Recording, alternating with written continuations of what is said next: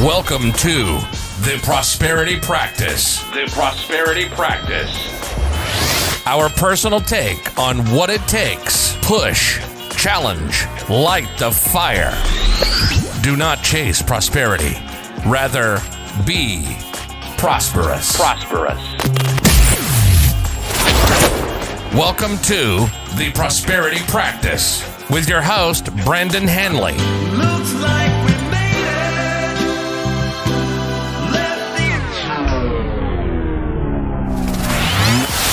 Ready to go. What is going on? How are you today? Thank you for tuning in and checking this podcast out. I know it doesn't happen all the time, and it's not as regular as some of the others, so you make a special effort to tune in and to check this out. I know you do because I check and I see you out there. So big thank you to you for giving me the inspiration to continue to do these. And a couple things here for you today. I wanted to just talk a little bit about just going a different way and trying some different things out. I'm sure you're familiar with Einstein and how he says, you know, the same thinking that got us here is not going to be the thinking that gets us there, right? So the way you've always thought and the things that you've always done are getting you the results that you are getting today. And if you want to continue to get the results that you're getting today, then of course, you keep doing what you're doing. Now, if you want to see something different in your life, if you want different things to show up, you've got to try different things. You've got to get around different people. And it's as simple as, I'm telling you this right now from, I dropped my kids off this morning, I dropped Finn off this morning to go play his trumpet, and instead of making the same left that I've always made and going right back home and just doing the same thing I've always done, it's as simple as, you know, what is that? And I'm not familiar with the area still. What is that building to my right there? What is that over there? And, you know, I looked at the building, and it could have been a number of things. It could have been a pharmaceutical building. It could have been a technological building. It could have been any number of things.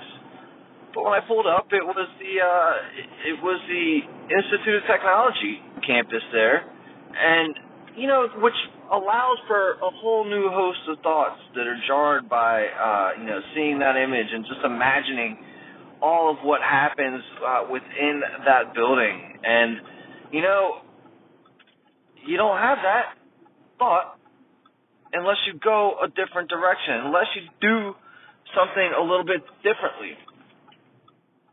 And you know, even in saying that, even as many books as I've read on you know, law of attraction and being in a prosperous mindset, and some of the books I've reread many times, Science of Getting Rich, Think and Grow Rich, are among the top two. But another one that I've read very often is, you know, listen to it, is Florence Scovel Shinn's The Game of Life and How to Play. And I'm making reference to that because it ties into, while I've read all these things, I've listened to all these things, and I certainly believe and I understand how it all works, and I've put it into practice, and I'm always getting better. It is a practice just like anything else. The more you learn, the better you can do. You know, the more often you practice at something, the better you get at it. And that's why it's called a practice. That's why it's not called a perfection. That's why it's not called the end. But I'm taking a course, a 30-day Love Your Life course. It's a great course, really enjoying it. You might, like, hey, look, you might want to check it out. I'm not getting anything for this, but I'll let you know. The Universe Talks, Mike Dooley. was turned on to him by Bob Proctor, and I've been doing this 30-day practice, and every day it's a new exercise. It's something a little bit different. Every day it's an exercise where maybe 80 or 90% of them I'm familiar with, but it's not. I don't do them daily, and so I've been doing them daily, and I've been enjoying it. But it was able to spark like some other new thoughts, and even though I've done before that you can never really do the same exercise identically over and over. There's always just something that gets closer to the edges of what it is that you're truly looking for. And so I've really enjoyed that, and I really just, I want to put that in front of you. I want to, what is it that you're exploring? What thoughts do you want to have? What life do you want to have? And today I posted about my life in 5 years, and a part of it was just talk a little bit about it, but sometimes we need to use generalities. And if you listen to Bob Proctor, if you listen to Abraham Hicks, if you check any of these guys out, it's like, have a general idea and put what it is that you are asking for out into the universe. What is it that you are asking for? And really ask for what it is that you want. Don't just ask for things that you think you could have today. Again, you're going to limit yourself to today, the now, and the what is if you don't consider the possibilities. What is beyond you today? If you're getting better every day, and in five years or less, you're going to have things that you can't even imagine are possible today, because you're going to be so far. You can be so far out there with yourself and all that you've accomplished. So, but what are the particulars? What are the exact ways of getting there? Again, generalities. So I bring up Florence Scovel Shinn because I put the how doesn't have to. You don't have to know exactly how these things are going to happen, because when you do that, there's a lot of restriction in your mind and your ability to perceive opportunity. That's what the open-mindedness is to perceive all possibilities in ways for which to allow what you're asking for into your life. The more specific you look, a lot of times the closer it gets, the more specific you can get. But if you think in your finite knowledge and what you know today, that you can decide and make the decision on how you're going to get to where you want to be in 5 years, it's kind of like saying, hey, I know better than the universe. I know better than God. I know better than infinite knowledge about how this is going to happen. And why I brought up Florence Scovel Shinn is because she has this fantastic affirmation where she talks about, getting what you want in life in perfect ways under divine grace. And I'm coupling this with a lot of different pieces.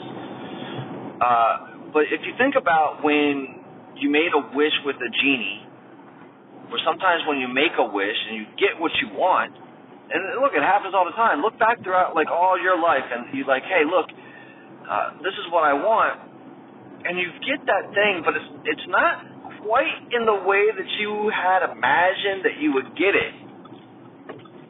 And sometimes, just like Aladdin and the lamp, or any show where they've got the genie giving the gift, or somebody makes a wish, they get what they ask for, but it's a freaking mess, right? You got what you asked for, but it is, is that a mess, right? So when you ask for it, with divine grace and in perfect ways. You're asking for it in a way that's not messy. You're asking for a way that, again, with divine grace and imperfect ways. I mean, that clears it for you, right? Those are beautiful lanes in which what you're asking for can travel to you, right? You're not asking for it in unconditionally, right? Because when you ask for all of your dreams to come true, you're asking for them to come true in ways that don't just benefit you, but hopefully benefit others, right? How does what you getting what you want, how does that benefit those around you? How does that benefit the universe? And when you can think about it in those ways, and when you can think about it coming to you with divine grace and in perfect ways, just like Florence Scovel Shinn says, man, that's beautiful, right? You're not hurting anybody. You're benefiting everybody, the whole universe. You're asking for help from, the universe. You're asking for help from God, right? You're not saying, hey, I'm going to do this by brute force, and I don't care who gets hurt. You think about divine grace and imperfect ways. You're thinking about a flower blossoming up, right? The universe blossoming up, your life blossoming up, your dreams, your hopes and desires. Those are the seeds and the flowers, the fruits of what you're putting out there, your intentions.